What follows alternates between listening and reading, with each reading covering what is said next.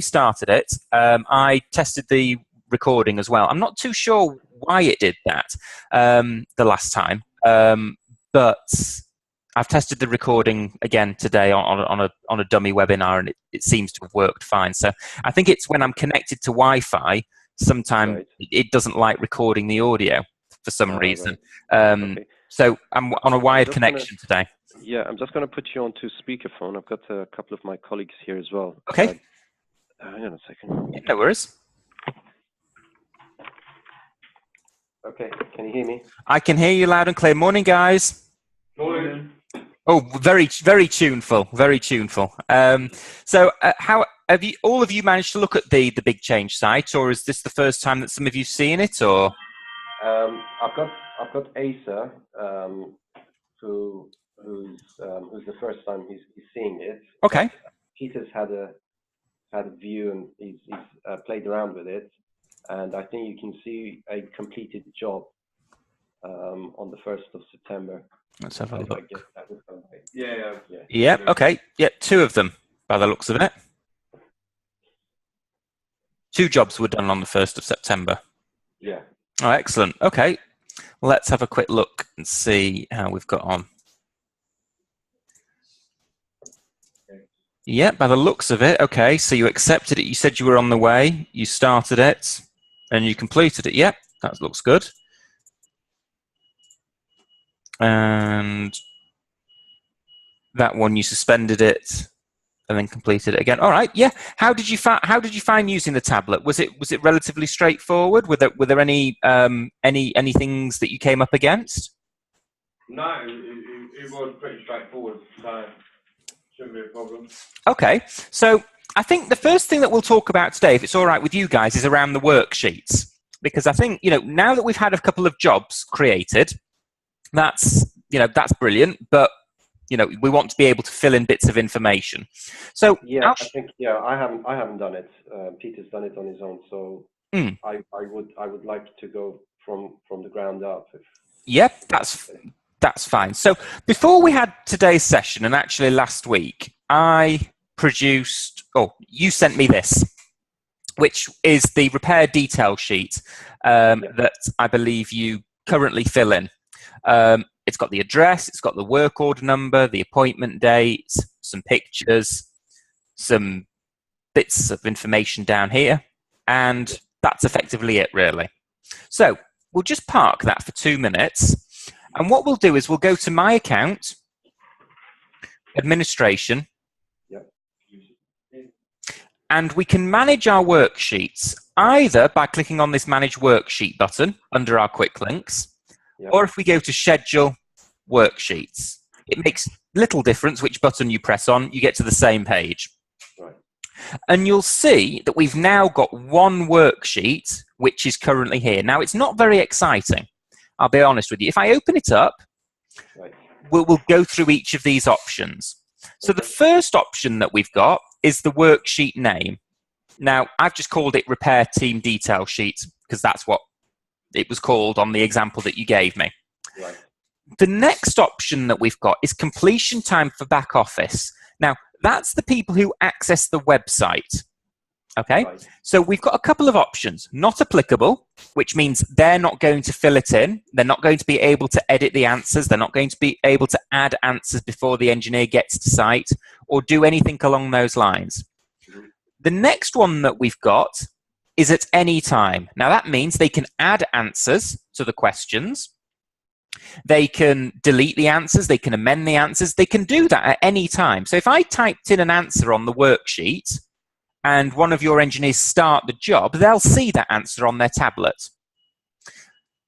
You may also want to create worksheets which are only filled in by the web user and pulled through on the job card, because that might be information that you capture when the customer rings.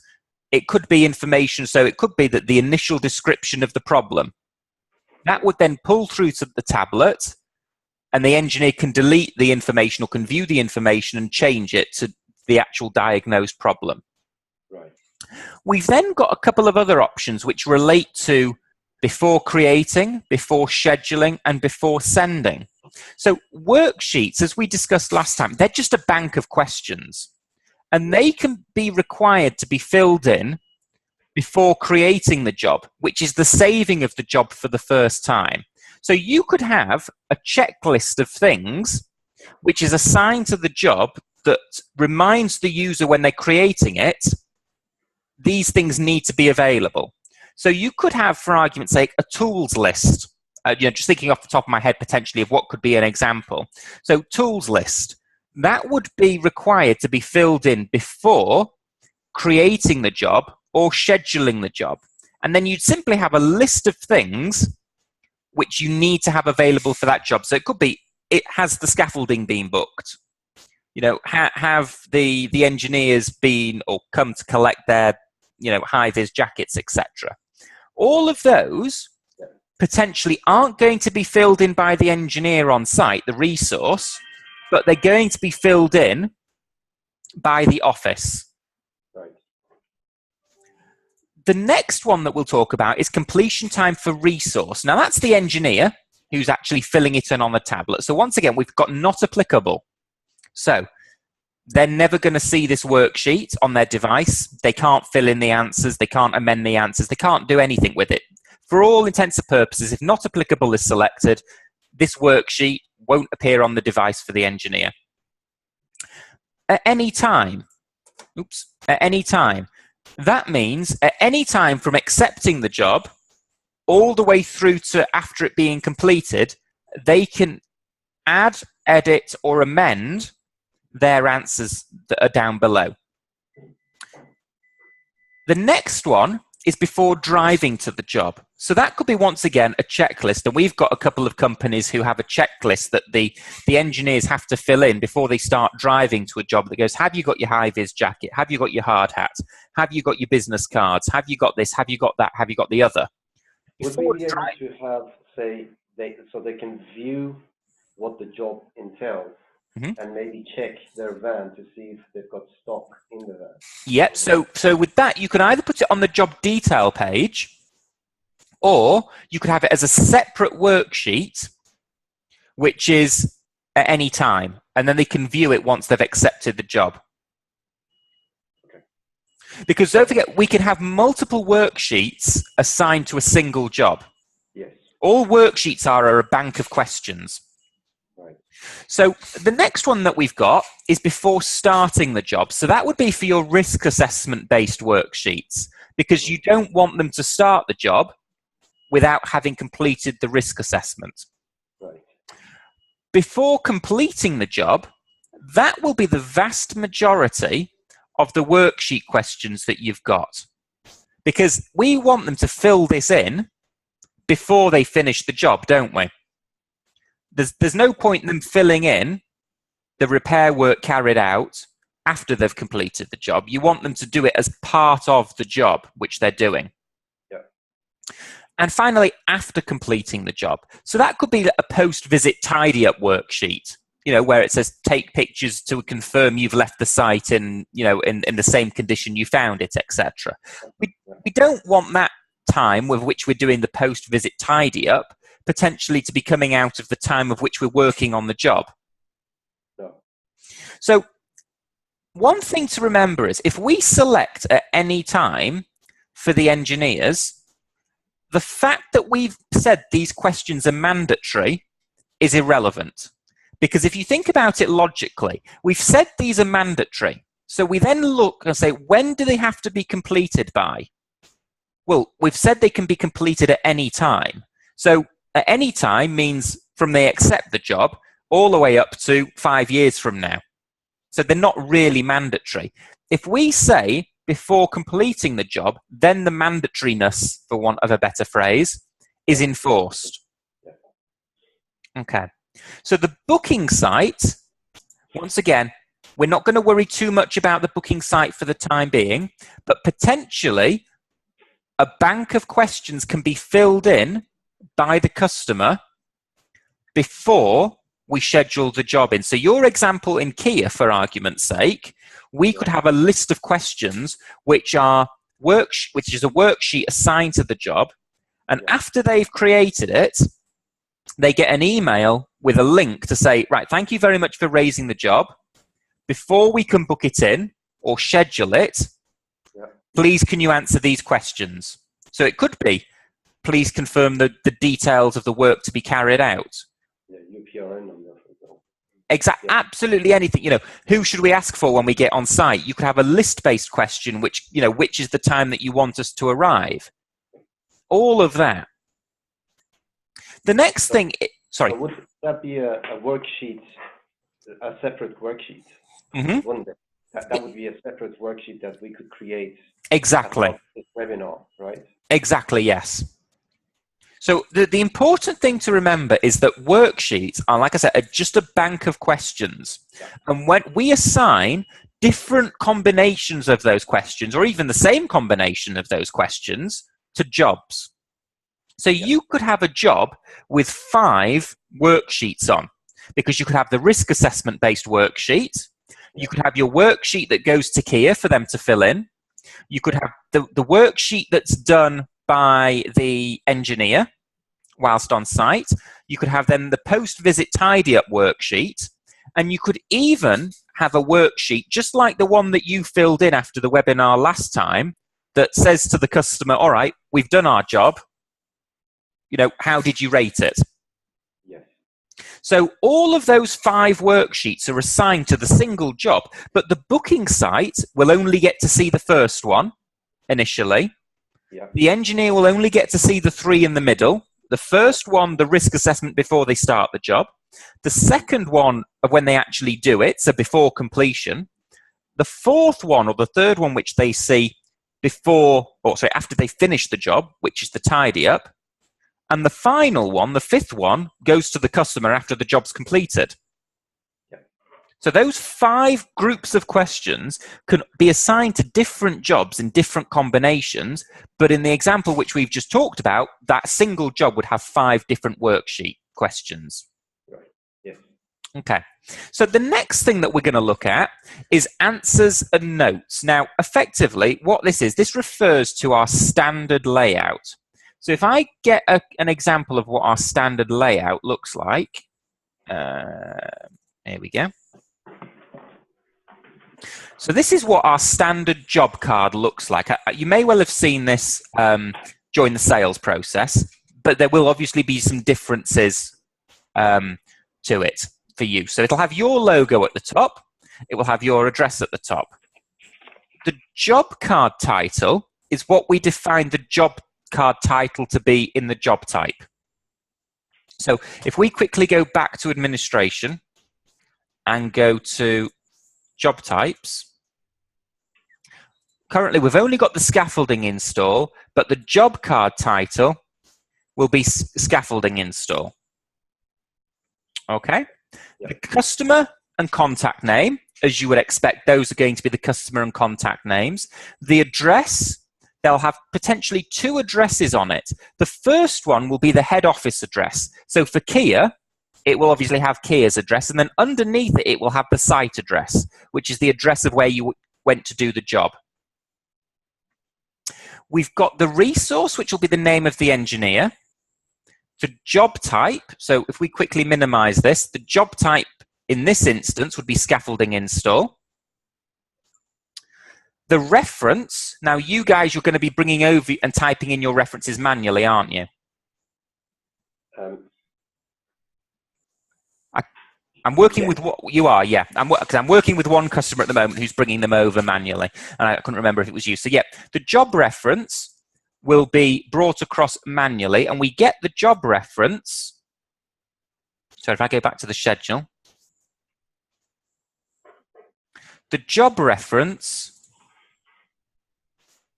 is this number here. And I've just realized I could actually use one of your job cards rather than the one that we've got. So on any of the jobs that have been completed, I'm working in the list view, but we could also work in the daily view and go back to the first.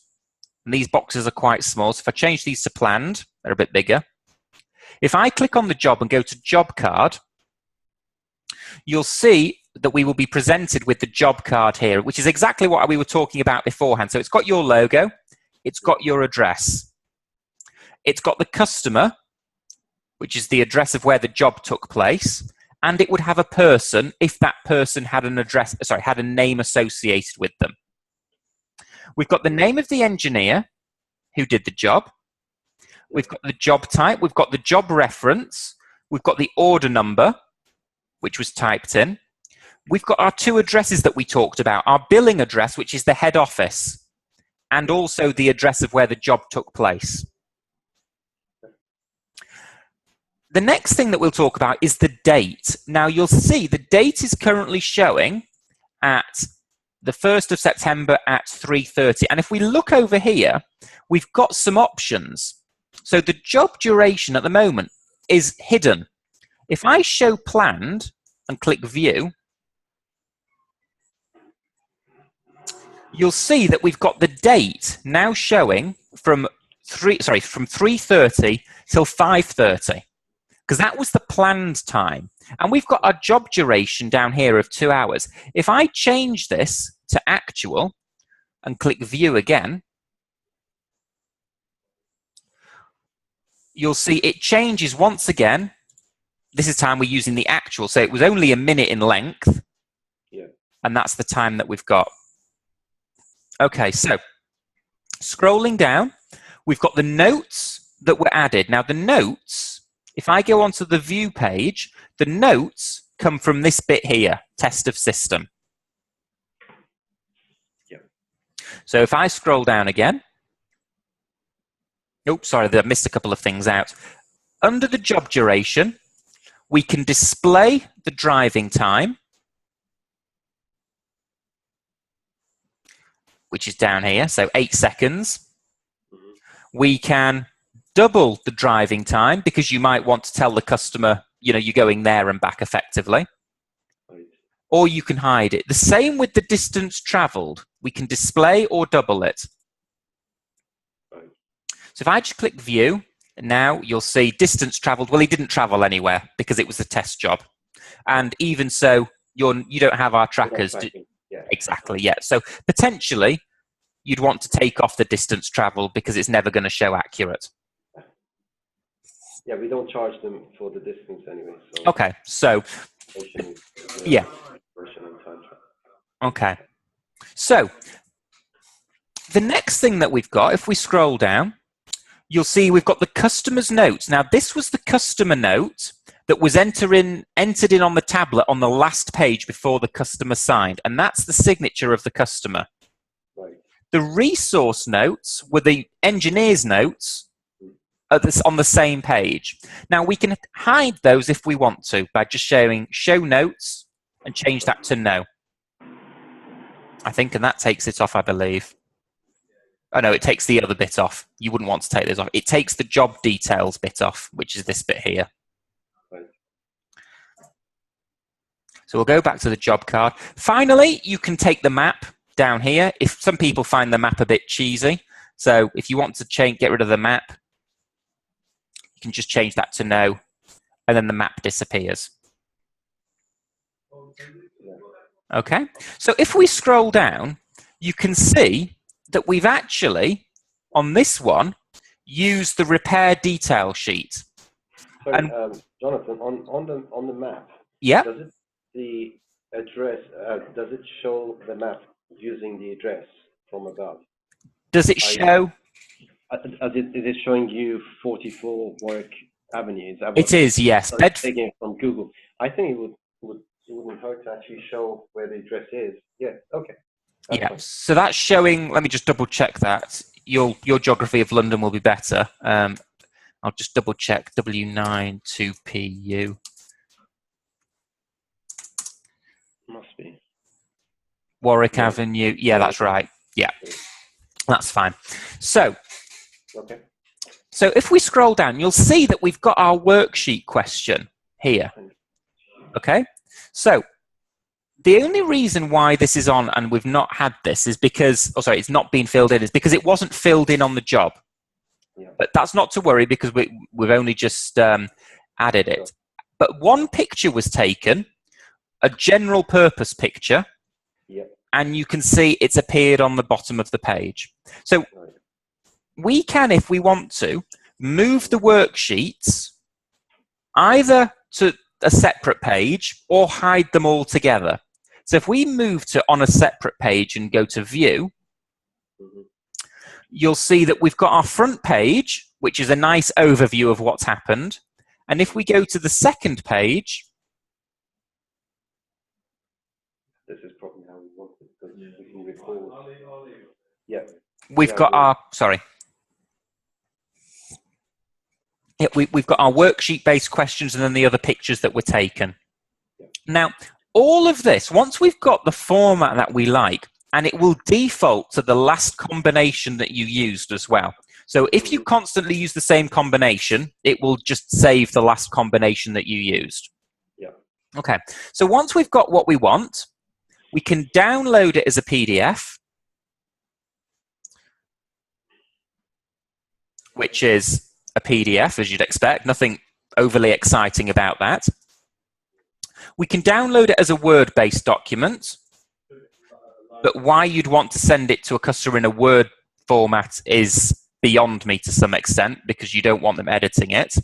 So if I just bring that over, it's not as pretty as the PDF. The pictures are loading now, and the logo will pop through in a second, I guess. It's not as brilliantly formatted, because obviously we're working with the limitations of what Word can interpret. But we can also click email. Now, email loads the document, the job card. Yes.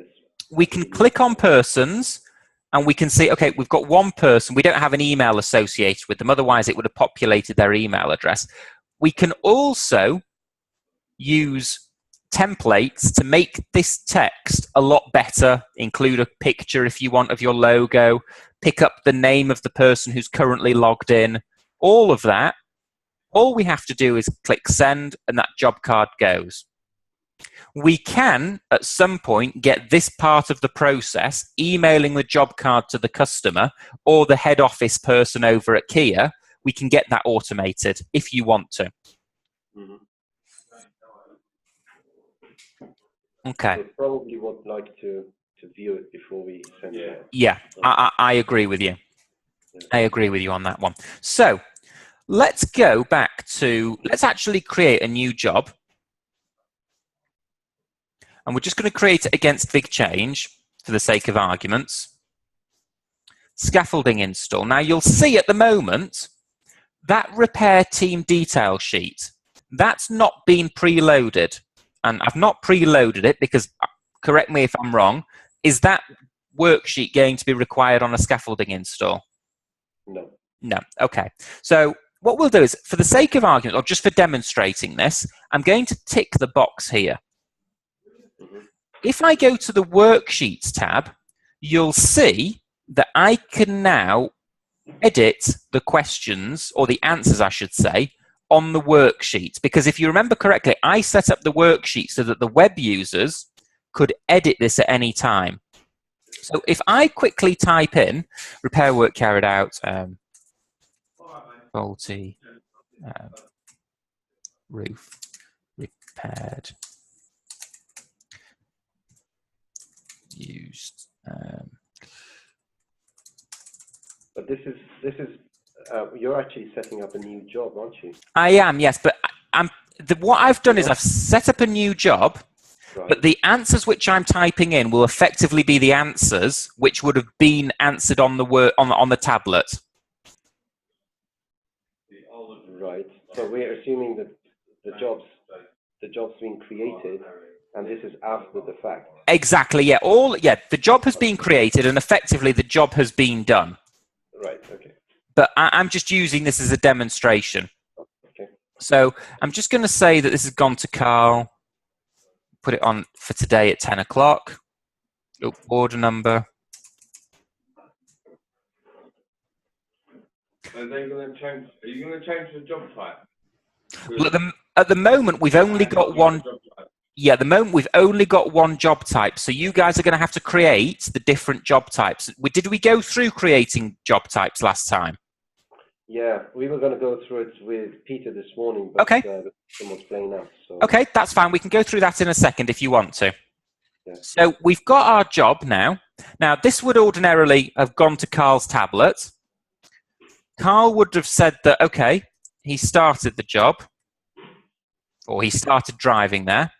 He would have then filled in the worksheet questions, and afterwards, he would have completed the job and said, okay, it's been completed.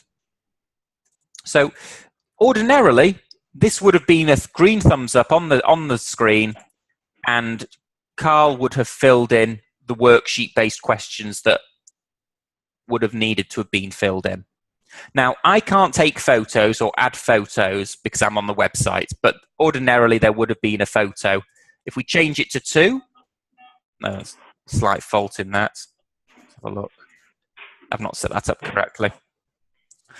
So yeah, we'll have a look at this because it's not set. I've not set it up correctly. So if I go to the job card now, you'll see once again we've got the exact same information that we had before. Yes. If I go to page 2, you'll see that was the answer which Carl gave. That was the answer that Carl gave. He said he wanted to take one picture, and ordinarily there would be one picture underneath it. Yeah. Okay. So if I go back to the worksheets, and I'll show you why that hadn't been set up correctly, and that regardless of what option I chose, it was only going to show me one photo. Okay, so how many photos do you want to take? Let's talk through this. So each of these questions here, we've got repair work carried out, which is just a text-based question. We've got snagging works carried out, which is once again, it's a text-based question. The next question that we've got is how many photos do you want to take? And that's been set up as a list-based question. Mm-hmm.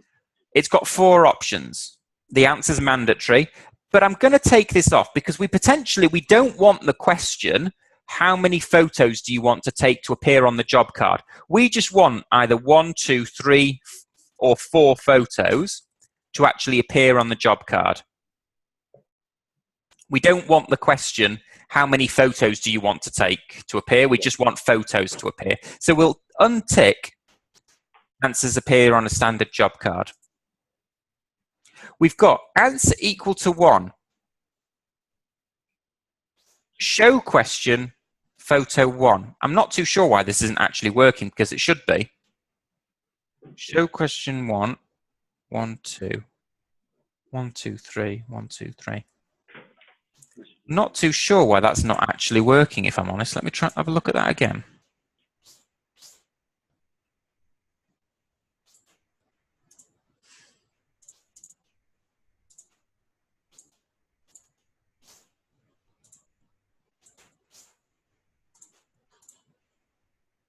Yeah, I'm going to have to get that reported because it looks as if there's a bug. What should happen is, as it's been set up, if you answer the question 1, it shows question 1. If you answer 2, it should show 1 and 2. So let me just make a quick note of that because that does appear as if there is a bug on that. I'll get that reported today. Okay, so on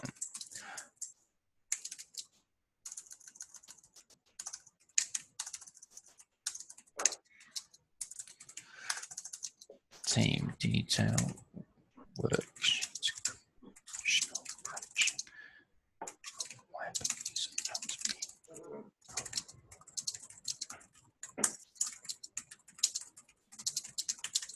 Okay, so I'll get that raised, but ordinarily 1 should show 1, 2 should show 1 and 2, 3 should show 1, 2 and 3, and finally 4 should show 1, 2, 3 and 4. And we can check that based on the conditional branching that we've got. So all of these are show questions, which is why I'm a bit confused to why it's not working. So I'll get that raised. Twice, haven't you? You're saying if answer is equal to 1, yeah, show question, photo 1, and then you have the same exact question. It's duplicated. Oh, yes, you're right. You're right. Forgive me. Yeah. So if show 1, if show 2, show 1 and 2, I guess. Yeah, so that's 2. Then it's a funny order, but 3, 4, 4, 4. So 1 is 1, equal to 2, 1 and 2. 1 and 2. Yeah. Okay. 3, Yeah, okay. 1, 2, 3. So there should, 1, 2, 3, and then 4 should have one more.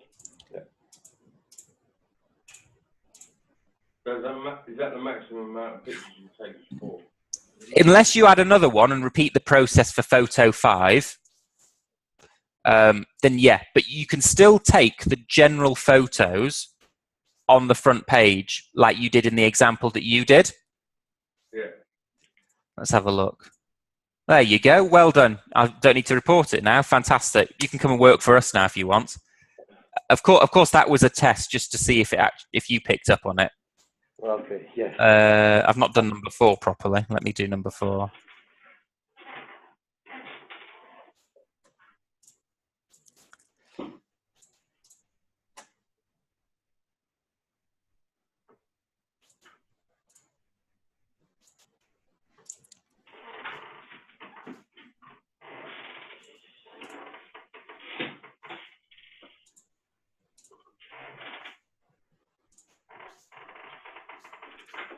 Excellent. Yep, there we go. So worksheets, are we relatively comfortable with the way that we build worksheets?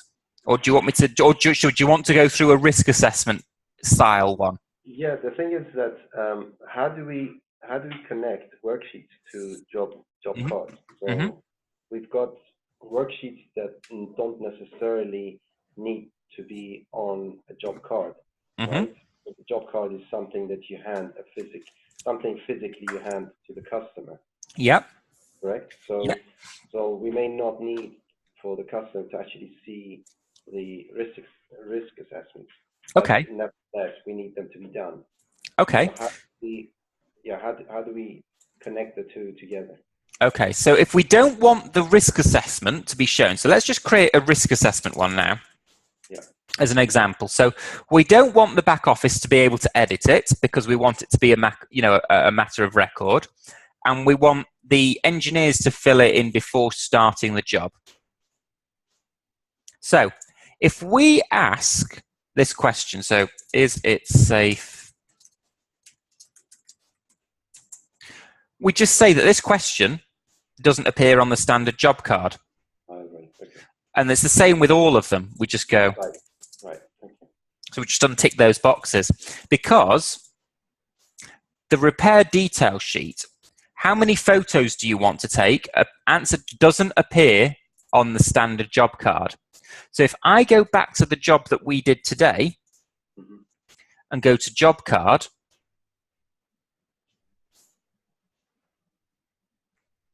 you'll see that that question doesn't appear. The pictures just would have appeared underneath it because we have answered that question with the number 1, but it just doesn't appear. Yeah. Okay. And can we have different job cards? Yes. We may have a job card type for weight and one for care. Okay, so the designs of the job cards. So currently we've got our standard job card. Yeah. Now that's given to everybody, that's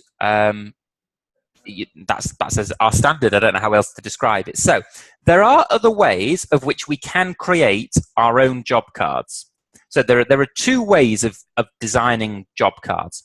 The first one is by using templates. Okay. The next way is to have us design them, but there's a charge associated with that. Now, I've seen the one that you've done for Kia, or at least the repair team detail sheet. Is that the one that's done for Kia? Yes. Okay. There's another one. There's another one I sent to you. Let's have a look. On Friday, I think. Let's have a look.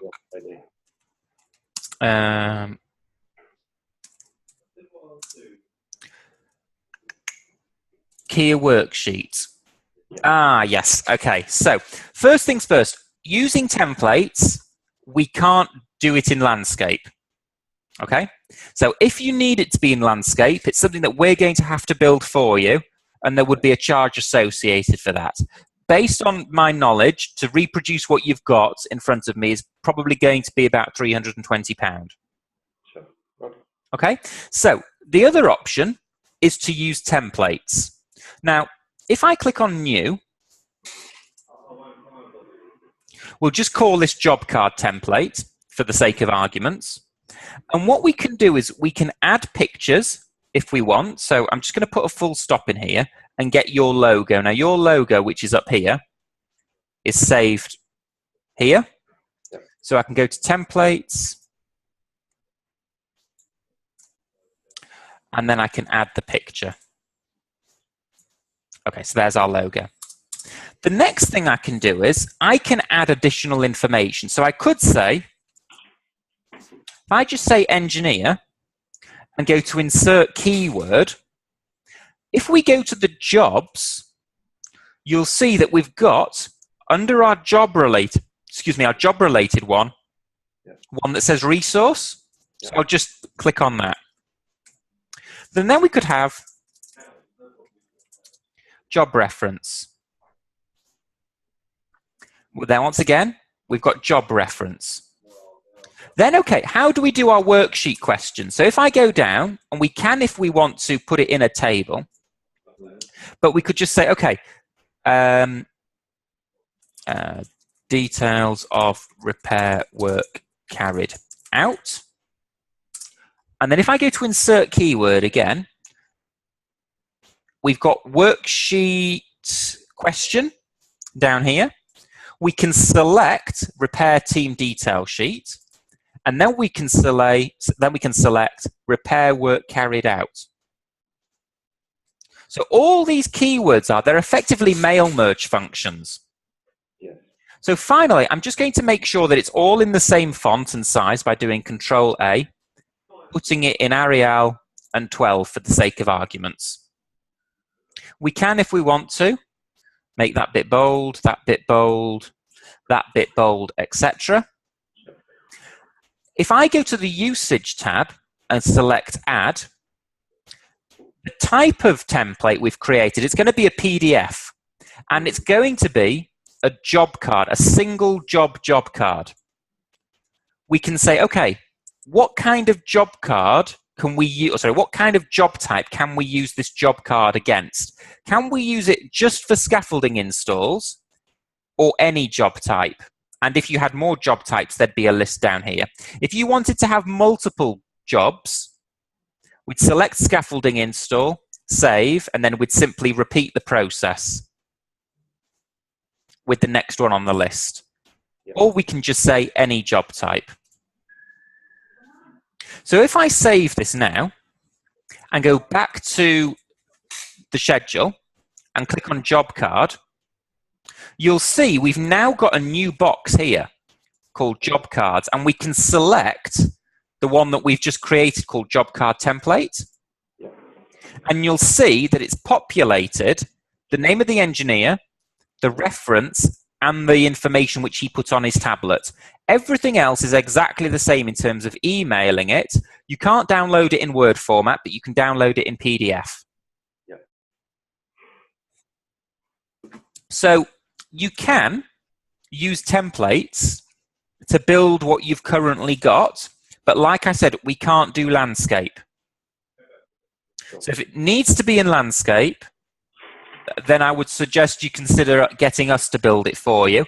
We will build the associated worksheet questions as well.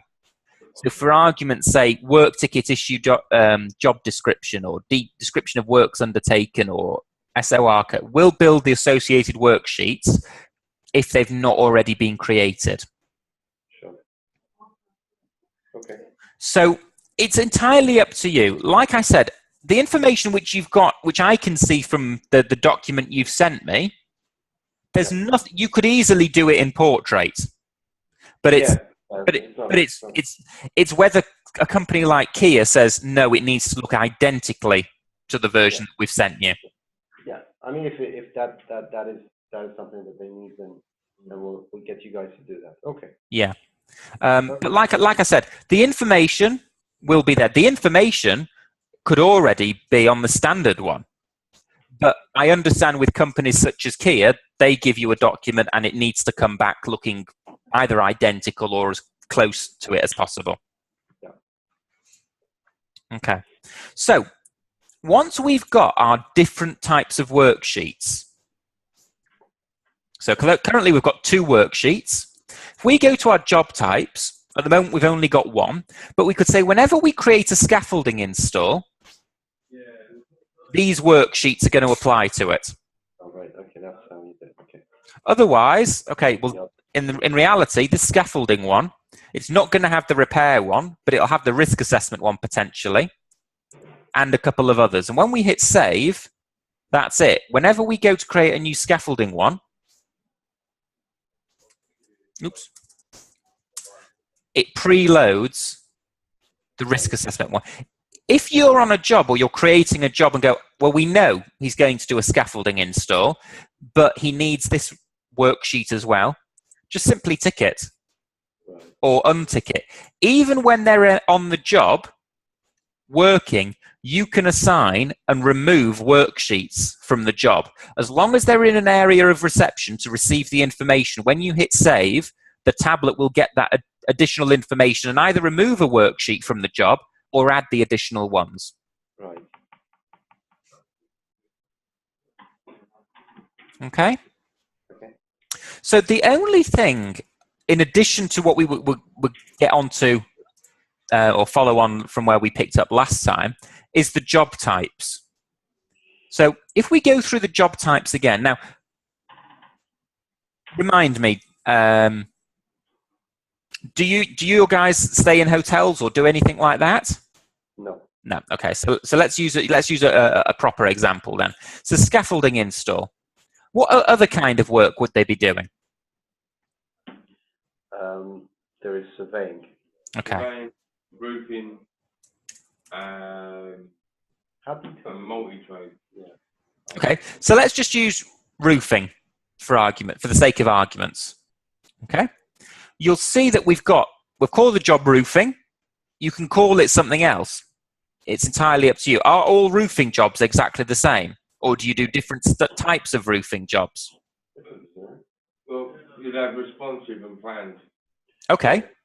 But wouldn't it be different for, say, corrugated roofing and flat? No, because you could do that in the job. That in the job. Okay, so no, it wouldn't because planned is not part of what we do.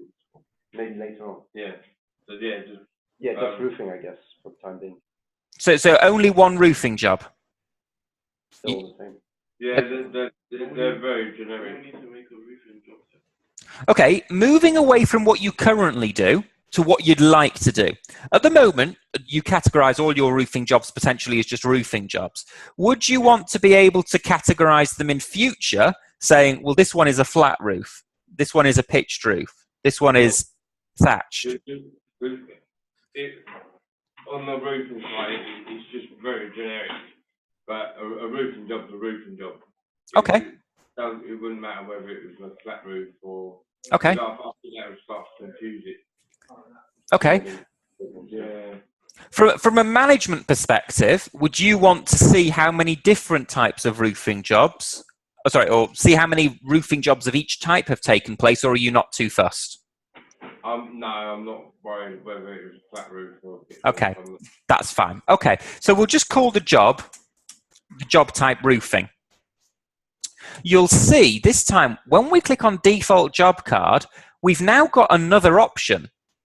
Because we've created a template, we can say for this roofing job, rather than use the standard one as the starting point, use the job card template, which is the one that we created. Yeah. So we'll just leave it at the standard one and we'll call it the job card title roofing because we've got nothing else to call it. Nominal codes and department codes will fall into place when we do the financing side. Yeah.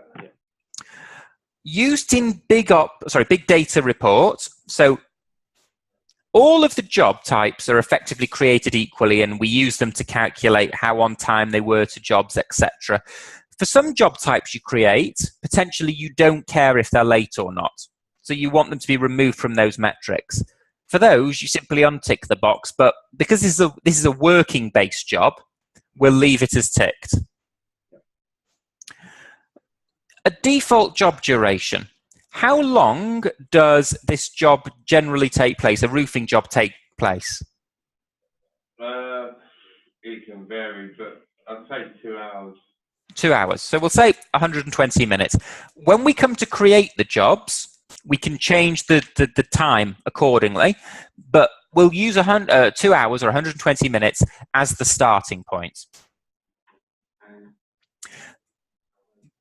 Duration will be divided by the number of resources allocated. So if you send one person to a roofing job, it'll take 120 minutes. If you send 2, will it take half as much time?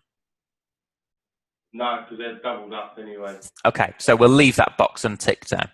Default worksheets. So at the moment we've only got 2, but you can select which banks of questions are to be pre-populated when creating a roofing job.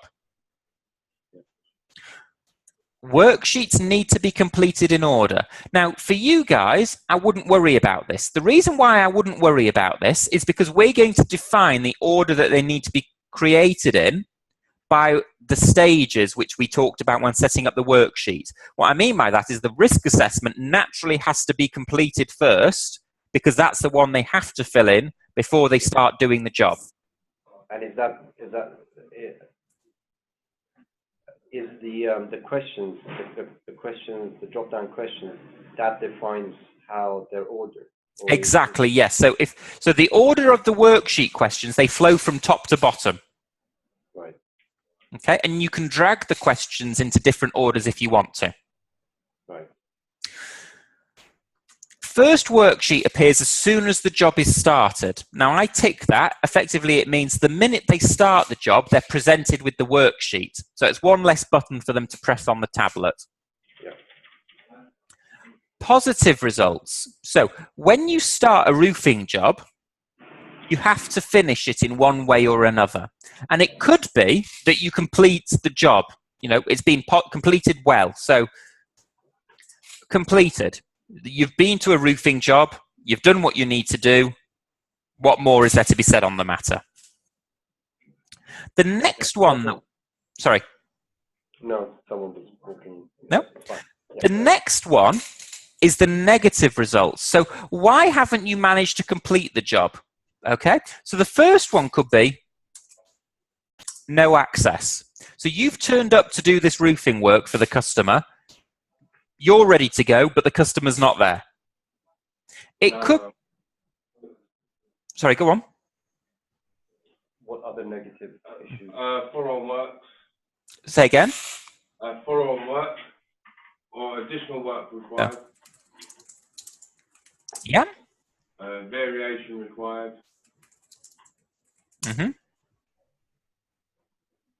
Would you ever have to abort due to poor weather? Yeah.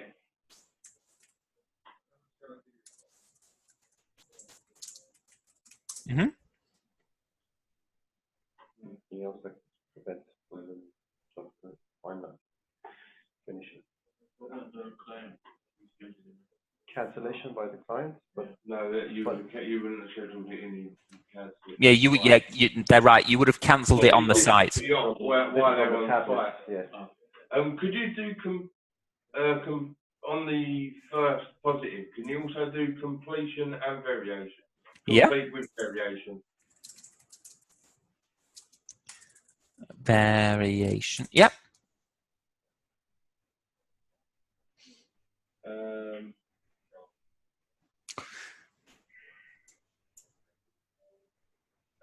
Second, additional. This could be something you can amend later. You don't worry about worry or finding every possible solution now or answer now, because you can edit these at any given time. Yeah. Okay. So we'll go over to the device settings. Oh, sorry. Sorry. Can you just go back to detail? Yeah, of course I can. You've got negative job result removes mandatory function. Yes. For worksheet questions.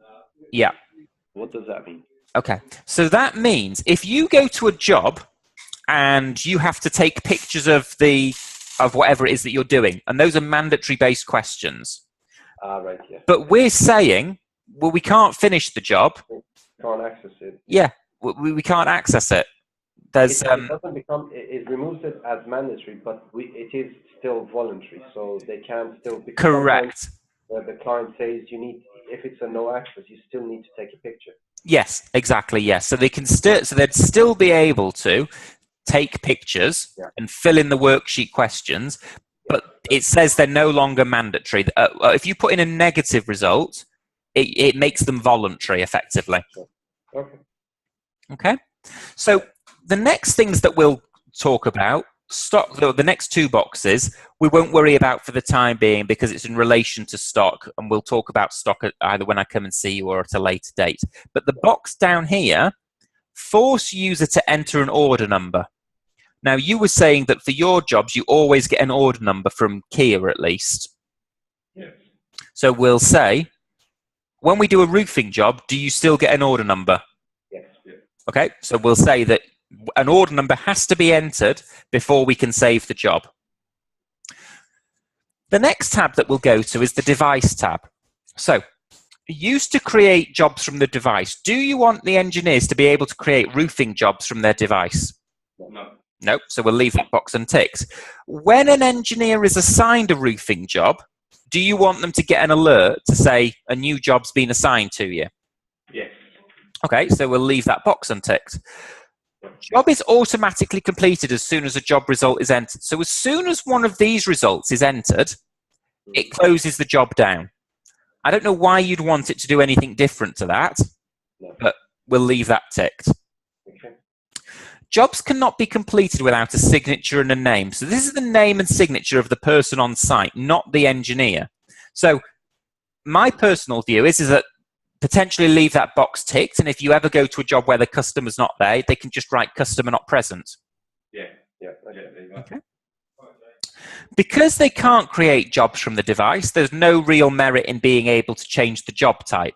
So what we mean by that is if you send them to this roofing job and the customer says, no, you need to go and do some repair work, they can just change the job on their device. I think they should be phoning in for that.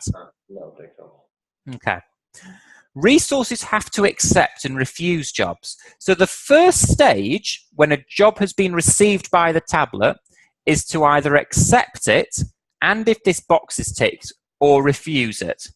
Now that allows the engineers to go through their jobs on a daily basis and, take stock of the jobs, have a look at the detail and go, look, okay, I know I can do this one, I'll accept it.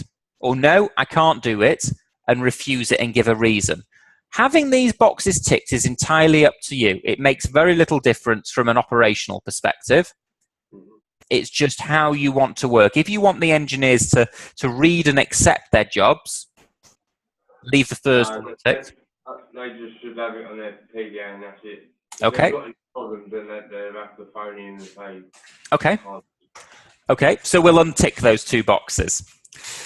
Resources have to start driving to jobs. Now, potentially, I think we should keep this box ticked. Yes, it's not going to do anything with the tracking, and yes, it's not going to do anything with any alerts, but eventually, you might get on our tracking where you can do alerts to customers, etc. Yeah. But also, it will log the amount of time which they spend driving to jobs. It's not going to log the distance, but it will log the amount of time they drive to jobs. So, having start driving to jobs should be left ticked, in my opinion. So would that mean that on their tablet they actually say that I've started driving now? Correct. Yes. They're en route, aren't they? Yeah, and we can see that on the system. It will change on the schedule. It will do. Yes, it will change to dark green. Yeah, definitely. Yeah, because then if we get a phone call, we can just have a look on the schedule. They're on the way. They're en route. Exactly, and you can cross-reference that with your current tracking company as well. Yeah. When they say start driving to a job, it will say, do you want to use the sat-nav? If you don't want that prompt to be there, just untick that box. Okay. We want it on, yeah. Yes, yeah. So we'll leave that box ticked. Yeah. Resources have to start jobs. Okay, once again, I don't know why you wouldn't want them to be able to start a job, but if you want to say that they don't have to start a job, you can untick that box. Yeah. So in terms of accepting the job, it's mandatory. They don't have a say in it. But once they say start driving, they arrive at the site and then they say start job. Correct. Yeah. Okay. Yeah, that's fine. Okay. We've then got the button down here, which is can suspend jobs. And that was, you did that on one of the test jobs that you did. Now that's potentially if you're going to the merchants to get parts, or you're going on lunch break or something like that. It's just pausing it for a short period of time. It's not for going to a customer, not completing the job and going back 4 days later. Or going home. Or going home, exactly. Okay. Because you should be having another job raised, another visit raised. Yeah. I would take that off, because I think that could just confuse them. To be honest, they suspend it, and then there's a possibility.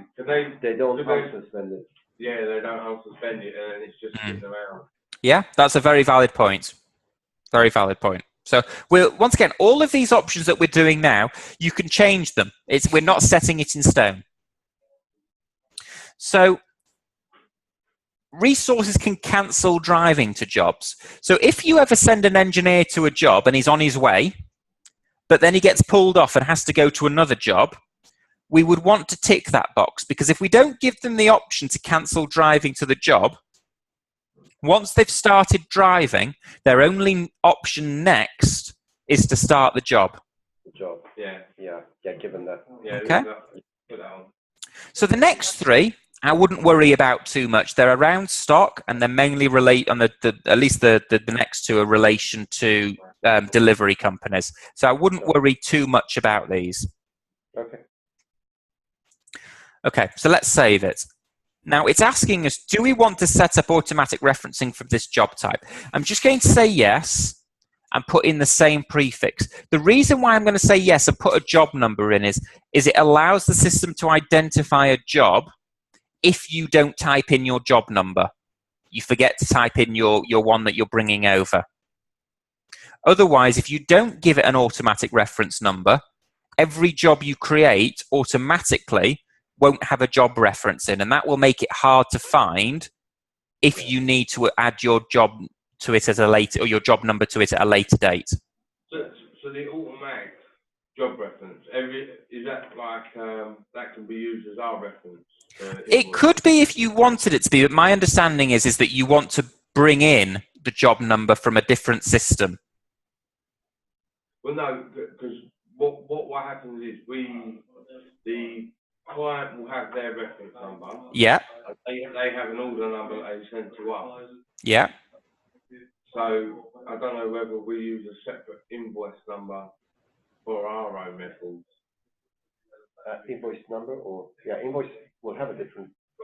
Because the client sends us over a reference number, for example, H10042. Mm-hmm. Would that then have its own reference number that's generated? No, so that if you're getting that job number from the client, and that's the number that you want to use as our reference number, as your reference number, then you have to type it in each time.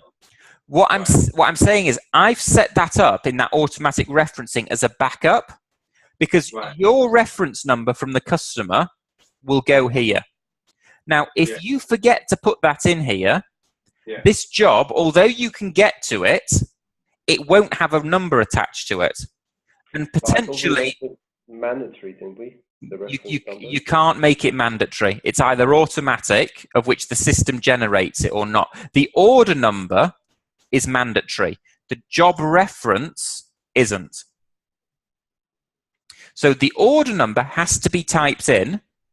If I select one of these, we have to type in an order number, and you can see because it's got the asterisk next to it. But if I save this now, it will automatically create a reference number if I don't type something in. Yeah, that's the order number we get from the client. That's what I mean. That's mandatory. Yeah, so the order number that you get from the client is here. So the reference for the job, are you wanting that to be typed in manually or not? So how many bits of reference do you get from a customer? Well, it's normally just one reference number that we have from them.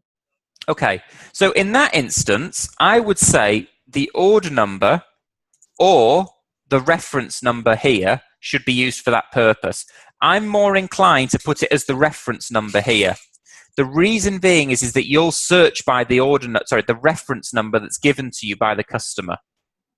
Yeah, so, yeah, because I looked at that when I was looking at scheduling. So when you go into the list, Yeah. actually, the job numbers, it searches for the reference number, doesn't it? Correct, yes. So can we make the reference number mandatory? No, it's either automatic, which we've set up, or you type it in.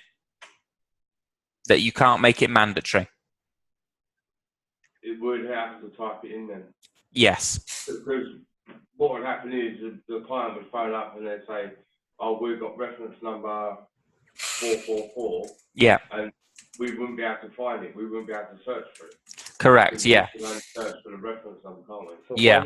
Why don't we use the order number as the reference number from the time? Because it's mandatory as well. Hang on. Hang on. No. Sorry. Forgive me. In this search box here, you can search based on order number.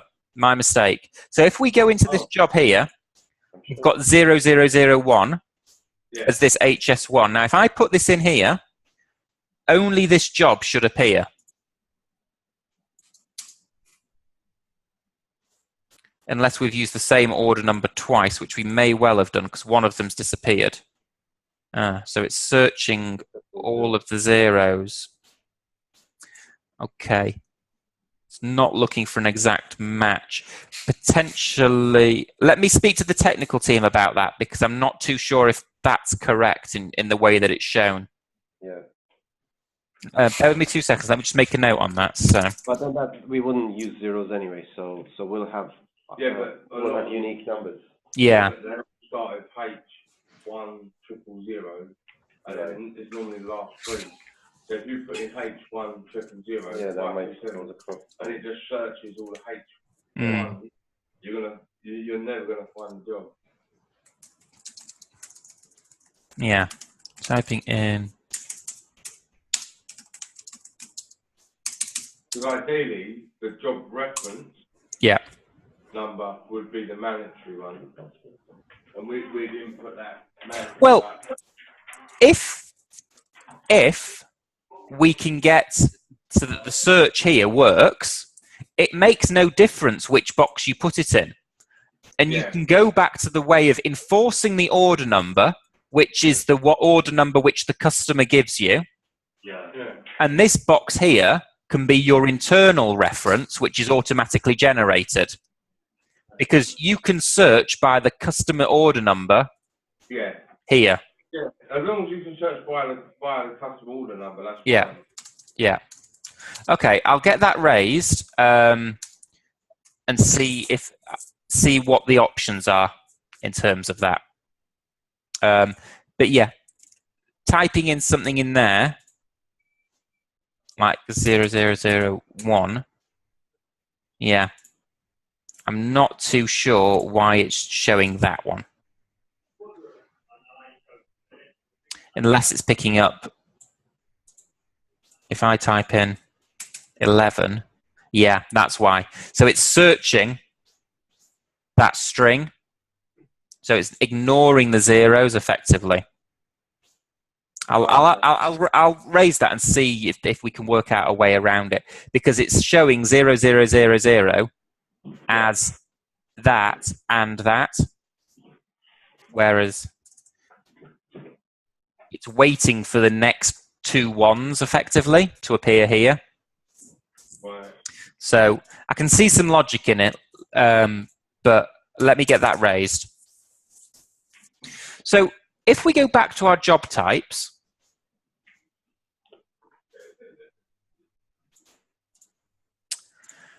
the only other tab here or the other thing along here was the financial tab. So if we click on the plus, for roofing jobs, do we charge customers different rates? Do we how does charging work for roofing work? We use a SOR codes. So, Okay. So, And those are just added manually, yeah? Yeah. yes. Item by item. Okay. And when you do a roofing job, do you add, does the same SOR codes appear for the roofing jobs, or do you just apply them manually based on what you're doing? Basically, we apply manually to what we're doing. Okay. But they're quite generic. The same codes will come up over and over. Okay. Will you only use the same code, or will the same codes appear as a starting point or not?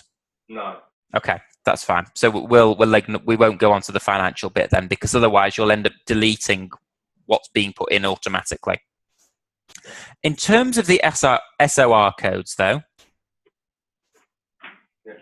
those are probably saved as predefined invoicing items. Okay, so if I just click on the download tab under financial predefined invoicing items, we've got the reference, which could potentially just be SOR1 for argument's sake. The description could be SOR1 and then whatever it is that you're actually doing. Cost price, selling price, VAT as a percentage, VAT as a VAT code, nominal code, department codes if applicable. Okay? Can I upload an Excel file into that? If the format matches exactly what we've got here, then yeah, just bring the information over. Yeah, we'll do that. Because will do that. I've got a full Excel for the SOR codes, which has got all the SOR codes, the descriptions, and the rates on it. Yeah, if it matches this format, what I would say is, if you're 100% confident it matches, just put it in. If there's any doubt, send it over to me and I can have a quick look at it and then add it if it's okay. Right. It's entirely up to you. The only reason why I would say potentially send it to me first is that if there's a slight hiccup, the only way is to delete them one by one. Cool. There's a lot of them. Yeah, so I would say send it over to me first, and then I can have a look at it. Otherwise, you could lose the best part of your weekend by deleting them one by one. Jonathan? Yep. We've got two different SOR codes for potentially, say, if we've got two different clients because they have different rates. Okay. How would we differentiate? So it's the same SOR code, but different rates. Okay. Either the SOR code, the reference will have to differ, or the description will have to differ. Right. That's the only way of doing it. Now, I would potentially say add either a prefix or a suffix to the reference. Yeah. So you could just have SOR1 dash K for Kia, for argument's sake, and then SOR1 dash B for big change, for argument's sake. Yeah. It could be a dash, it could be a dot, it could be whatever you want it to be. Just something like that can differentiate the two. That's the only real way of doing it. Okay. Yeah, what we could do is just put a W in front of the code or say for weight. W for weight and K for Kia and K for, just leave Kias as they are. Can I send that over to you now? Yeah, if you want. Yeah, of course you can. What's your email address? It's Jonathan, JONATHAN. So JONATHAN. Yep. Yeah. Dot Isaacs, that's IS. Yeah. AA. Yeah. CS. Yeah. At Big Change Apps, APPS.com. ADD? No, APPS. Oh, APPS. APPS.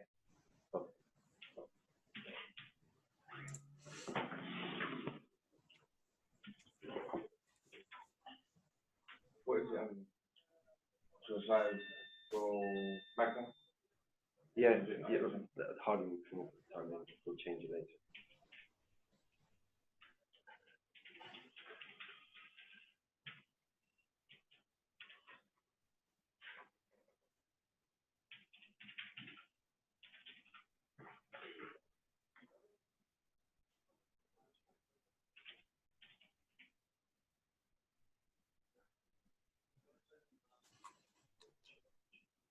Big change. Oh, no.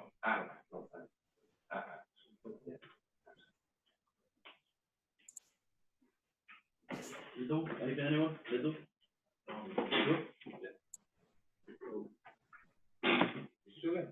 Yeah. Yep, that's cool. Let's have a look.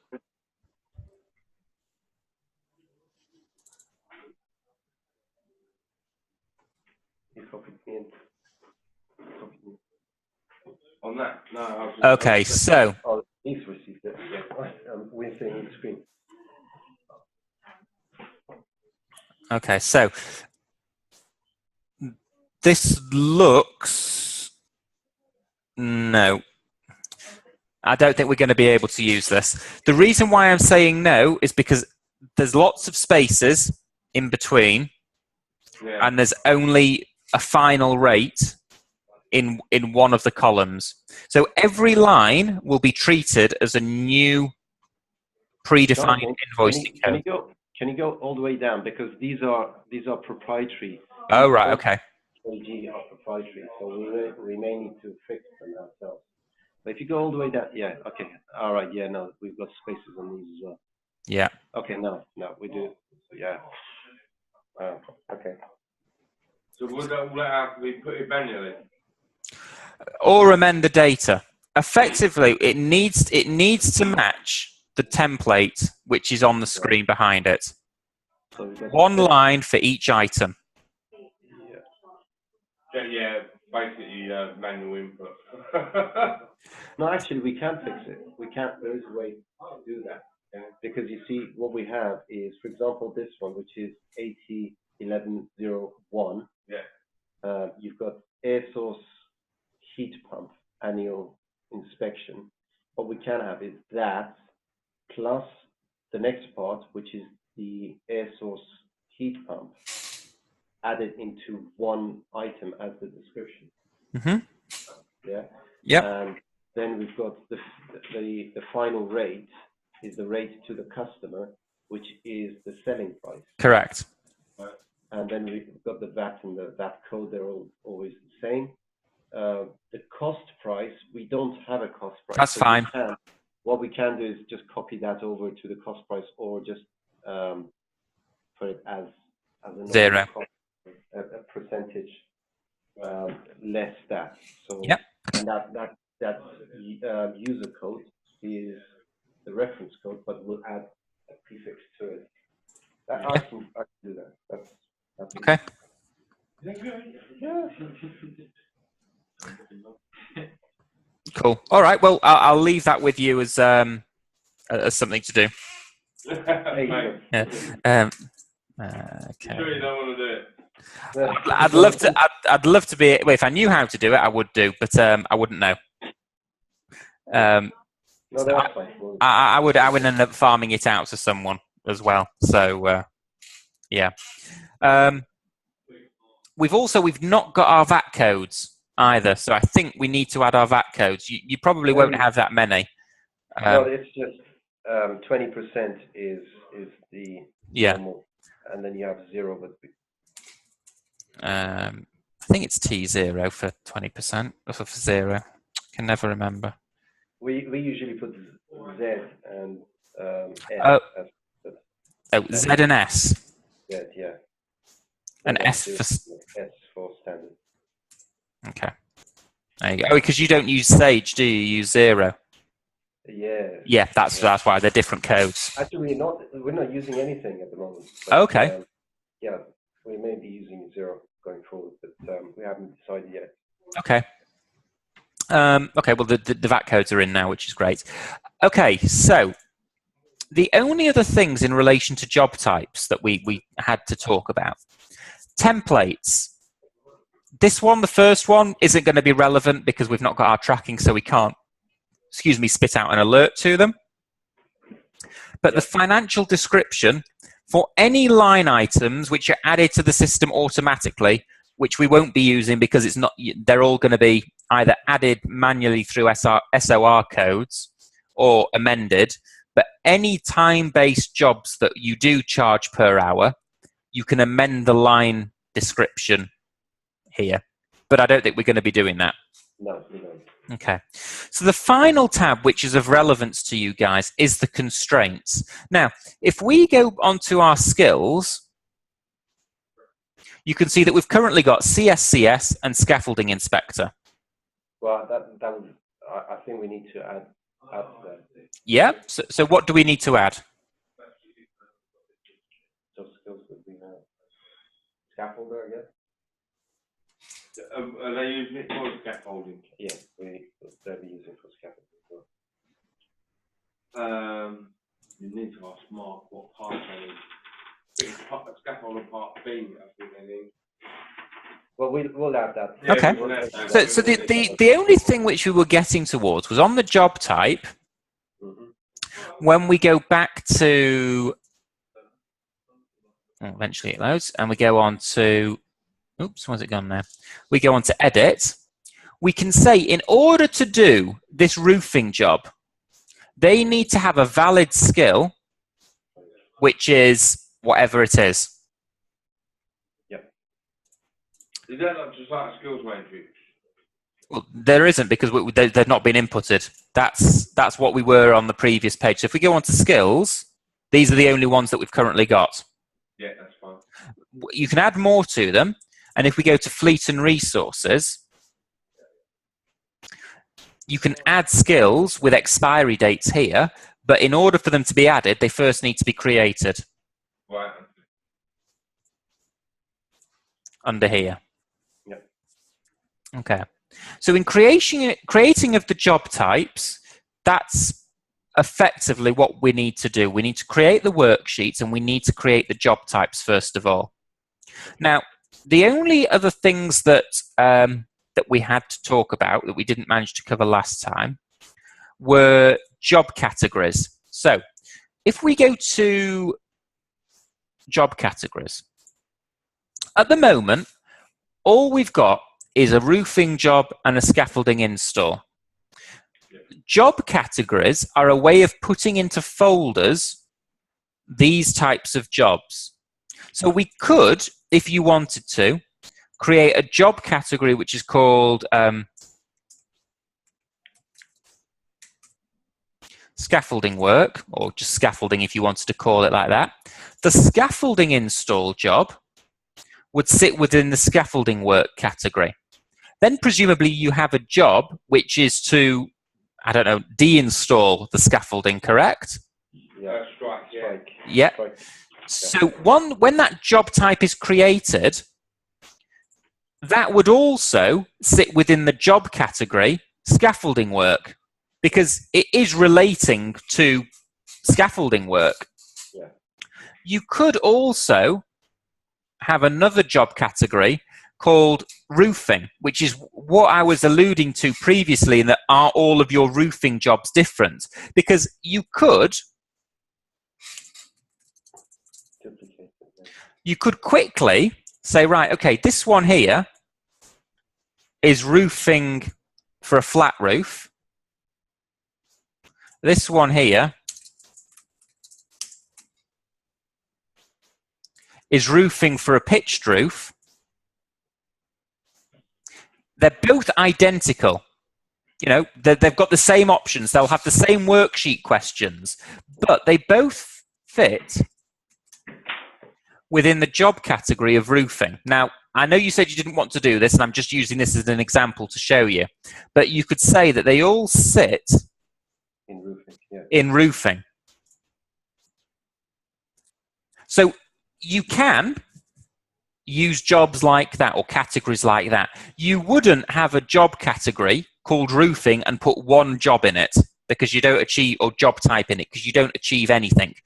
So you wouldn't have created a job category called scaffolding install, and put scaffolding install in it because you're not achieving anything. You'd create a job category called scaffolding. Yeah, and put everything in there. And put everything scaffolding related into it. The same way that you could do repair-based work, which might be a better way of doing it, because you could have roofing repair, roofing install. Both of those, would fit either in the repair or the install category. But you could then give some thought to that, because scaffolding install, does that sit within the install category, or does that sit within the scaffolding category? Because it depends on, are you doing it based on the type of job? Is it install? Is it deconstruction? Is it repair? Or is it going to be roof related, scaffolding related, etc.? So when we come to create create a job. Yep. Then would it give us the categories now? And yes. then show us what is available under that category? To some extent, yes. So if we go to new job now, and we select flat roof, the job category goes to roofing. Okay? If I put this against big change, hit save, put an order number in, and I'll create another one called scaffolding. And you'll see it defaults to the scaffolding category. If I go to unscheduled now, you'll see that these are our folders. Okay. So you can see we've got one job, roofing, for a flat roof. If I change or create another one to a pitched roof, you'll see we've now got 2 roofing jobs. Yeah, underneath. We've got 1 scaffolding job. And if we had a scaffolding deconstruction job type that also defaulted to the scaffolding folder, that would apply here as well. Yep. So do you want me to leave the examples of the pitched roof and flat roof, or do you want me to put it back to the way it was? Could you change the pitch roof and flat roof to responsive and planned? Yeah, of course we can. So like roofing responsive and roofing planned. Yeah. So roofing planned.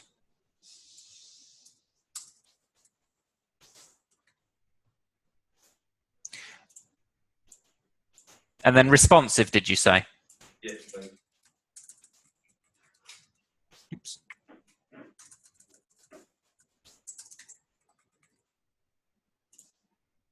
There you go. So now, go back to the schedule. There we go, roofing responsive, roofing planned, and we've still got our scaffolding one. Okay, so I would give some thought as to how you want to do it moving forward, because, okay, your previous system potentially didn't allow this, but that doesn't mean you shouldn't at least consider it, see if there's going to be any benefits moving forward. Okay, so the only other couple of things of which I wanted to talk to you about today, one were financials, and potentially we might want to park this, you tell me, until we've decided what we want to do with your financial system. How would you like to play it? Would you like to park it until you've decided, or what would you like to do? Yeah, we'll park it until we've decided. Okay, that's fine. I'll just make a note.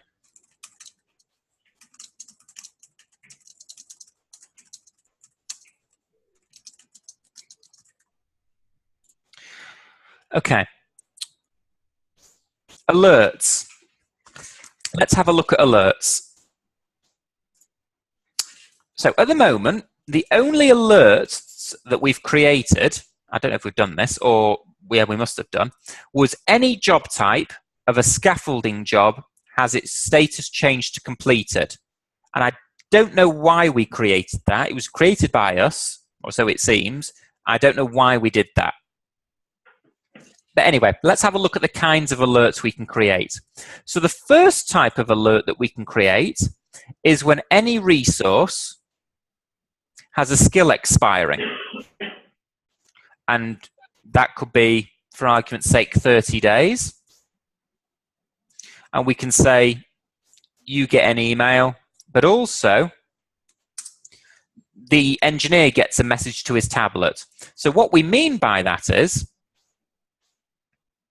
if I go to, oops, wrong tab again, Carl, and add a skill, so the CSCS card, for argument's sake, expires on the 29th, Carl will get a message to his tablet, or he would have got a message on his tablet potentially at the end of August saying, your skill for your CSCS card is expiring. And also, you would have got an email as well to say that Carl's CSCS card is expiring as well. The next alert that we can set up, and once again, if we go to alerts programmed, could be any resource reports a vehicle defect. So on the vehicle defect report, anything, and once again, we'll just put that your email in for the time being. We can also say,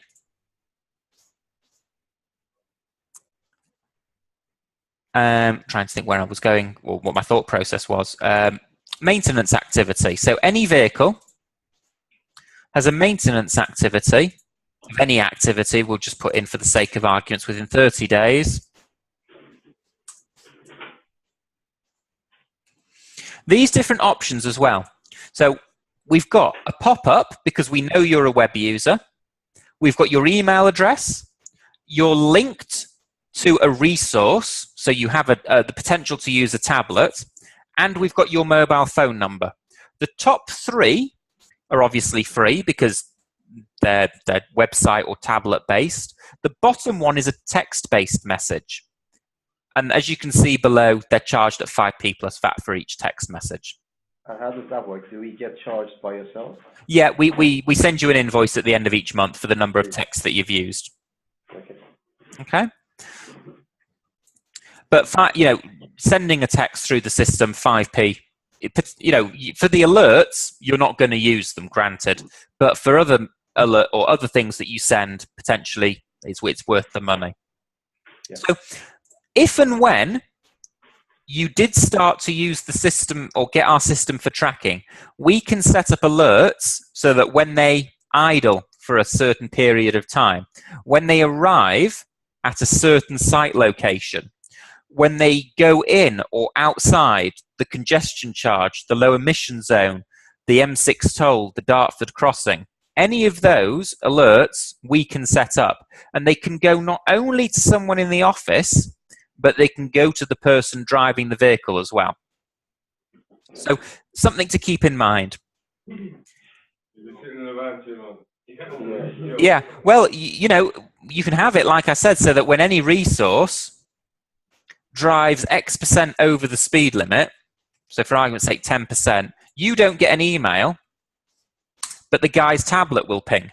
So if he goes 10%, every single time he goes over 10%, his tablet will ping. Yeah. You can also say idles. Well, that's it. And I was having a conversation with another customer the other day about this, and I said to them, look, they said the exact same thing. Their tablet's going to annoy them, and I said to them, all right. So they come into the office and they say their tablet keeps going off because it says they're speeding, and what's your response going to be? Well, don't speed then. Yeah. You're driving down the road and you have one of them signs flash at you 30 mile an hour and it says you're doing 35. Yeah. Yeah. So, something to consider whenever your tracking's due for renewal. At the moment, obviously, we can't do it, but it really does. I think it has a positive effect. Yeah. So. Good for clients as well. Of course. When you turn around and say, oh, we've got speed awareness and all that. Especially if your vans, which are being driven, have got your company name on and your phone number. I'll hold my hands up and say, when I've been on the motorway and a tradesperson's been, trying to ram me off the road, I've made a mental note of his phone number and rung, or the registration and rung up, or I've at least made a mental note. I'm not going to be using them again, or using them at all. So potentially, it can have a damaging effect. But anyway, that's stuff to consider in the future. Yep. So, alerts. The next thing that we're going to talk about, or the penultimate thing from me today, is going to be about white labeling. So if we go to my account at administration, well, first of all, what is white labeling? White labeling is the act of masking the email address. So any email that you send from within our system, either it being emailing a job card, so by going to the job, wherever that job is, going job card, email, this email will come from, if I sent it now, will come from jobwatch@bigchangeapps.com. And that's because we don't know any other email address. Yeah. We want it to come from an email address that you guys own so that when they hit reply, it goes to you. Now, you've got a couple of options. The first one is, regardless of who's logged into the system, regardless of which person's logged in, it comes from a static email address. It comes from the same email address. So for argument's sake, office@hardingroofing.com as an example.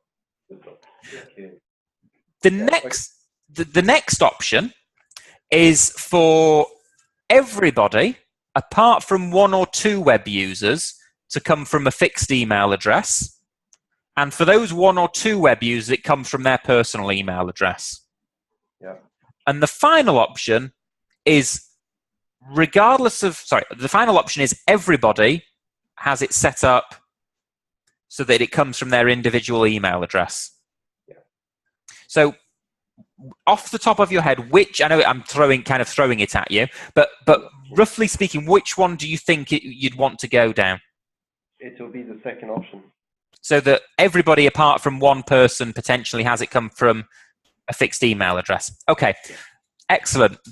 So if we go to my account and we go to administration, if we go to general account settings and scroll all the way down to white labeling, what would be that email address which you want it to come from everybody, or the vast majority of people? What would that email address be?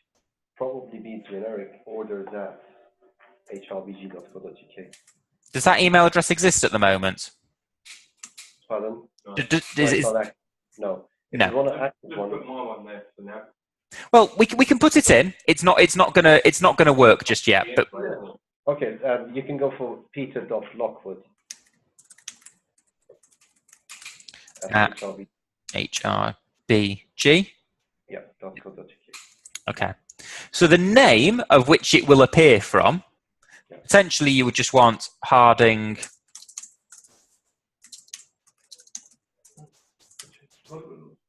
Okay.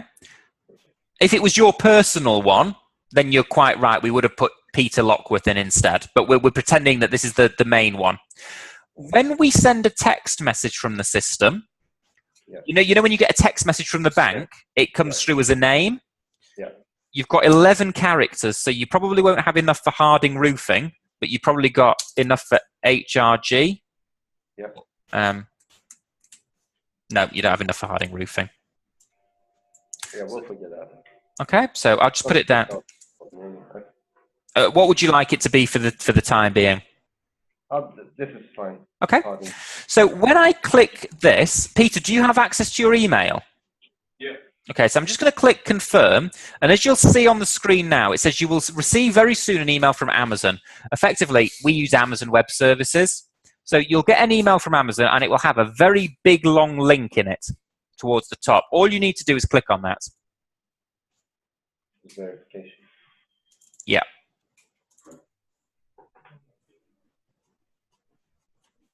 It will look something like very, very small. That email there.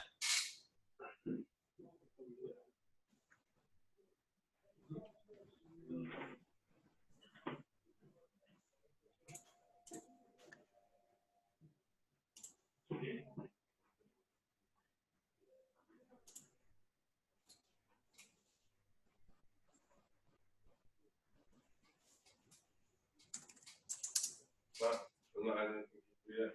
It might go into your spam potentially.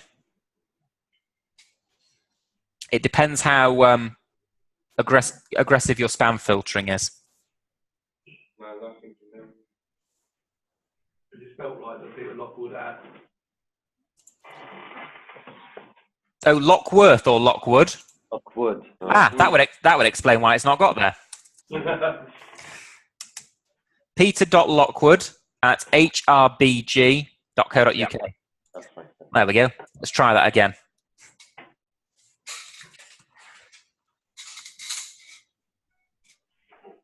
Oh, I think I heard a ping. That was a different one. Oh, yeah, Amazon Web Services. Yeah. Is it the full The one? long one. Yeah, so it will say, "Dear Amazon Web Services customer, we've received a request, yada, yada, yada." And then underneath it, it will have email verification.eu-west potentially, and then lots of random letters and numbers. It just says, "Congratulations, you." Excellent. Verified your email. Excellent. Okay, fantastic. So that's done. So Okay. everybody now logged in or who uses this site, it will now, their emails will come from peter.lockwood@hrbg.co.uk. So now what we need to do is we need to change it for those individual people. So if we go to my account and my settings this time and scroll down, for the individual people, you simply repeat the process. So email individual ones. Okay, so my account, we've always been in administration up until this point. So you Right. won't have seen the My Settings one. Oh, my settings, right. Yeah, so My Settings, scroll down right to the bottom Right. Okay. Yeah. and repeat the exact same process for those people who you want it to be set up individually for. Yeah. Okay, so obviously when you have the orders email address set up, you'll just want to go to Administration, General Settings, scroll down right to the bottom, change it, hit the confirm link, repeat that process again. Right. Now, the text, the ability to send texts, okay? Yes, you can do it based on alerts, but the majority of the alerts aren't going to be really relevant without the tracking. But you can still send general text messages from the site without an alert-based system, and we can still invoice you whatever it is, 5p plus VAT. To do that, we go to the Messages tab. If we click on Send a Message, we can type in the name of someone. So Carl, he's linked to a web user. So we've got a little person here. We can see that's based to a web user. We've got a device because he uses the device. He's linked to a resource. We don't have Carl's mobile phone number stored in the system. If we wanted to store Carl's mobile phone number in the system, we go to Carl, click on View, and put his mobile phone number in a +44 format in there. So if we go back and we use Peter this time, we've got his mobile phone number here. So if I clicked on that, I could type in a message which I want, hit send, and then Peter will get a text message. He can't reply to it because it's the same way that it just comes from a name, the same way that you can't reply to your bank, but it'll say it's from Harding RG, I think we set it up as. You can also just type in a random number and type in a message and send the message. You can also, if I type in AL for all, you can see that we've got a box that says all resources. I can then send the message to all of the tablets in one go. Is this all tablets or all web users as well as? No, just device, just tablets. Device. Right. Yeah. Okay. So once again, we can type in the subject, we can type in the body, a predefined answer. So if I just put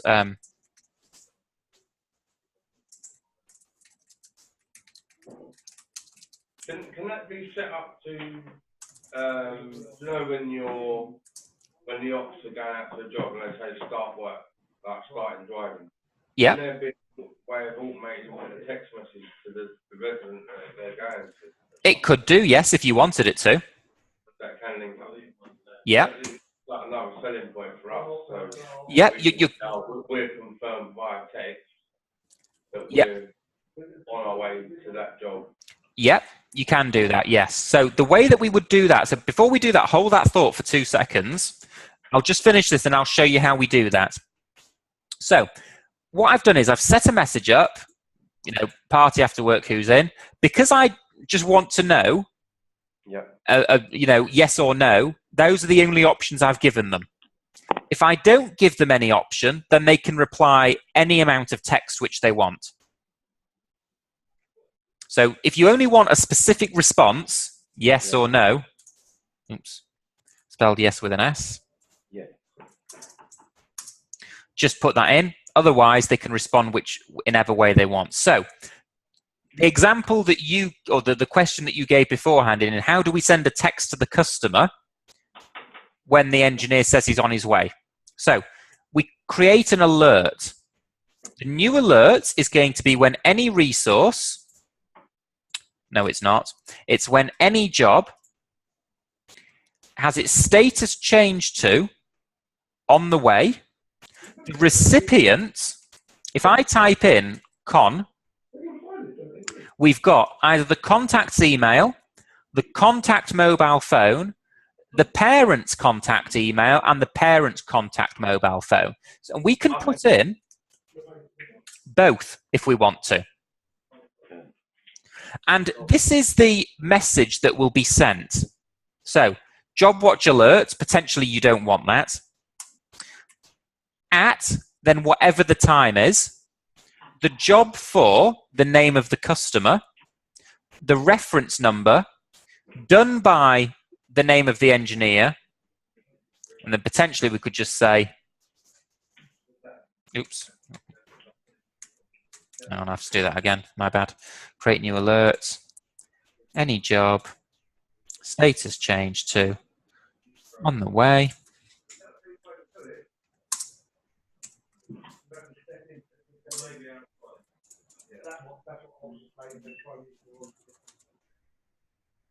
You could leave on its way.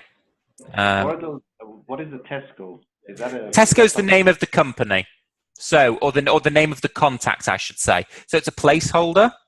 It would read effectively at 3 o'clock.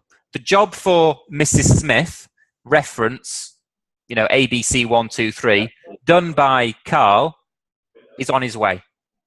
Right. And why is it saying John Smith, for example? That's the placeholder for the engineer. So that will change. These blue boxes. I understand that, yeah, but so when I'm creating this myself, yeah. How would I know what the variables are? So this alert, if we save this now, this alert will apply to every single job. Yes. Okay, but the variables are the bits in the blue boxes. Yes. How would I know what those variables are? So how would you know what John Smith is? If John Smith is a variable, that's what I'm asking. Oh, it's a variable because it's in a blue box. I understand that. Oh. But how would I know when I'm actually creating so there should be a reference list which tells me what variables we can use. You see what I'm trying to say? Oh, sorry. These are the only variables which you can use, which are the ones that are which are here. You can't add additional ones. Right. So you can only have time, name of the site which they're going to, or name of the contact, right. Reference, which is the reference number of the job, the name of the engineer, and the stage it's changed to. I see. Okay. And let's say you want to put the time, can you put a dot, a full stop at the end? And let's just say we want to recreate this. Yeah. I just want to see how you put in the reference, the time reference. Oh, so if you delete it, you have to create the alert again. There isn't a way of adding it back. There isn't? No. Okay. So you'd have to recreate the alert from scratch. From scratch, right? Okay. Yeah. So these are fixed. We can't add any more. No. Variables. Okay, I understand. No. leave it back. Yeah, but you can. Yeah, you can change the order, but you can't. Okay, that's fine. Done by. Trying to get that in an order which is more sensible, but it won't have it. Okay. Do you want me to set that up, or do you want me to leave it blank? It's entirely up to you. Potentially, I'd leave it off. Yeah. Because you're going to be testing it, and I don't want you to, have a. Yeah, I mean, it's only going to be 5p a message, so you're not going to break the bank on testing jobs. But I still wouldn't run up money that you don't need to. Sure. Okay, so that was all I wanted to cover today. Are there any questions that you've got that you'd like to discuss with me? Yeah, there is one. Peter, when he logs in and goes to schedule, he can't see Anyone else except himself. Okay, let's have a look. Even though he's an administrator. Okay, yep. So the reason why that's happened is because when we originally created the web user, which was linked to Peter, remember he wasn't originally a web user. Sorry, he wasn't originally an administrator. And the box that we ticked, there was a box that says web user only allowed to view his own resource. You might not remember that. But if we go to restrictions under web users and we go to Peter. I've taken the tick. There was a tick next to Peter. And he's that off, but it's still not. Let me have a quick look. Let me just log in as Peter on mine.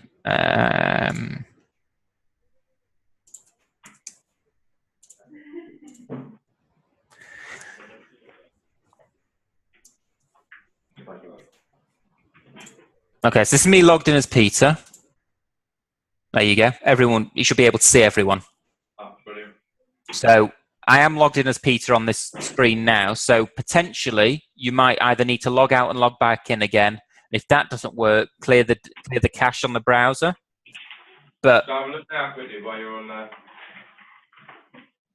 Yeah, I'll log out and you jump back in again.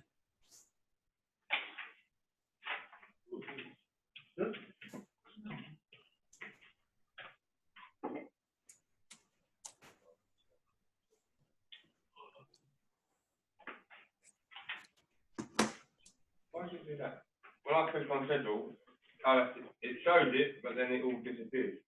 Yeah, it sounds like you'll need to clear the cache potentially, because, like I said, I logged in as you on mine, and it worked just fine. So it sounds like, unless describe when you're on the schedule on the daily view. Yeah. Can you see my screen now? Can you see the screen? Yeah. Okay. Have you got anything ticked on this side here? Hold on, display. Well, it's full screen, no. Yeah, I've got without jobs. Okay. Oh, that's it, yeah. Okay, can you see it now? Yeah, I can see it all now. Good man. Okay. Any other questions? No. Okay. So what I would say, in advance of our time on Tuesday next week, have a sit down and actually give some thought as to what you'd like to go through with me. Because we've done the vast majority of this is what our site does. And ordinarily, we would have covered in these series of webinars, we would have done that on that first day.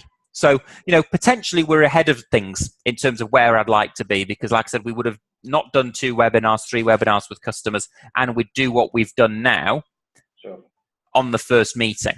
So have some thought as to what you'd like to cover. Questions that you'd like to go through. We can go through stuff on the tablet. It can be, where I talk to other people who are using the website and show them it, or answer any questions, or working with you to build email templates. It can be absolutely anything you want. But what I don't want to happen is me turn up on Tuesday, I think it is, and you've got nothing for me to do, or you don't know what kind of questions you want. I want you to get the most out of the hours that we've got together. Yeah, that's fine. Can you go to road crew? Yep. and go to Help Center. This button for some reason never works for me on when I log in through a customer site. Does it not work for you? Yeah, no. I logged in as incognito, so I had a separate account that I logged into. Okay. And this work. So that was, I mean, one of the issues. But if you go in here and put, I think it's job card. Sorry, on the help site. Yeah, on the help side as yep. well.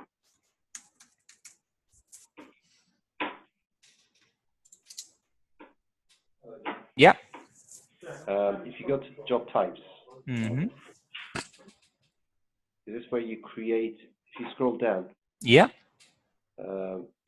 Sorry, not all the way down. If you mm-hmm. go up, back up. Yeah. Yeah, keep on going up. Mm-hmm. It's just a slight problem. Not too far up. No. One more. A bit more. Down, yeah. Down. Okay, stop. Can you see it goes 1, 2, 3, 6. I don't know if there any others are like this, but that's a very, very, very good point. Thank you very much for that. I will, and believe it or not, that's the one I use as the majority of examples. So exactly. I was trying that. It confuses you. Yeah. What's happened to the numbers in between? I don't know. Okay. Probably an old system or that. Yeah, it's been updated. Maybe they've forgotten. Yeah. Okay. Just to leave it all out. No, yeah. It's all there. It's just that 6 is number 4, so you're gonna think that it's 2 ahead. So or you've won a prize and you've discovered a bug that we've deliberately put there to see who's. Is this the second one? It could be. We've just won a free subscription for a year. Yeah. That I didn't say that though. You know, you might have won a Starbucks off, courtesy of me when I come and see you. But a year's subscription, I don't know what that would be. But yes, speak to whoever sold you the system. See if you can wingle that. What I'll do is I'll send you the webinar recording. All being well, it should have recorded absolutely fine because, like I said, I tested it beforehand. Any questions, give us a shout. I'll type up my notes and send those to you with the link to download the webinar recording. Otherwise, I will see you on Tuesday at 10 o'clock.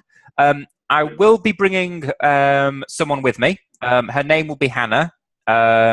She's going to be joining Big Change shortly. So, yes, so she'll be sitting with me.